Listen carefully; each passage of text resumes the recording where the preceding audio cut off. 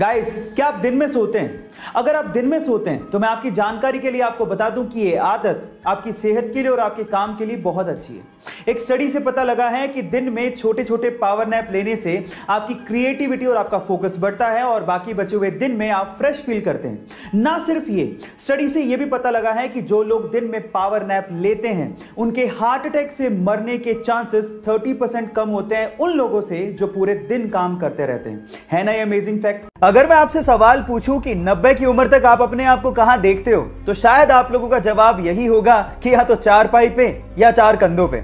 लेकिन पटियाला पंजाब की मान कौर जी ने अपना एथलेटिक करियर 93 साल की उम्र में शुरू किया।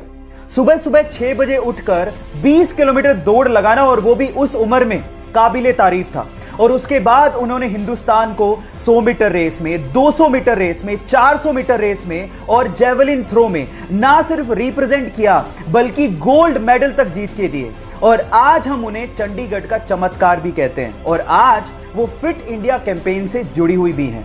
अपने जज्बे से हिंदुस्तान का नाम रोशन करने वाली मान कौर जी को मैं सलाम करता हूं।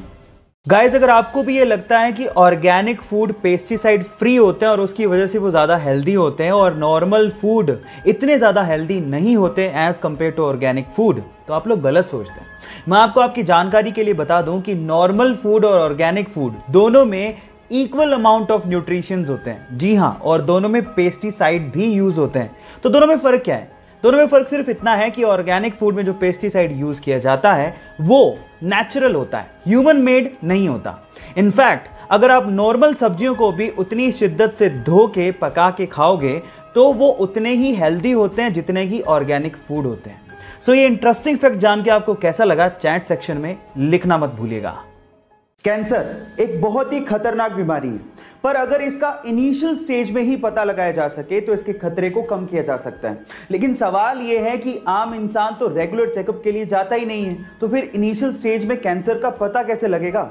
लेकिन अगर आपके पास कुत्ता है तो आप इसका इनिशियल स्टेज में ही पता लगा सकते हैं। कैसे? मैं आपको बताता हूं। रिसर्च के अनुसार यह पता लगा है कि जिस इंसान को कैंसर होता है उसके शरीर से एक स्पेसिफिक गंध आती है जिसे कुत्ते बड़े आसानी से सूंघ लेते हैं और अजीब व्यवहार करने लगते हैं। तो अगर आपका कुत्ता आपसे अजीब व्यवहार कर रहा है तो आप समझ जाइएगा कि आपको डॉक्टर के पास जाके चेकअप करवाने की जरूरत है ना ये अमेजिंग फैक्ट? गाइस, तीखी होने के बावजूद भी इस दुनिया में कई लोगों को मिर्ची खाना बड़ा अच्छा लगता है, लेकिन थोड़ा संभल के गाइस, क्योंकि इस दुनिया में एक मिर्ची ऐसी है जिसे खाने के बाद आप लोग सीधे ऊपर पहुंच जाओगे।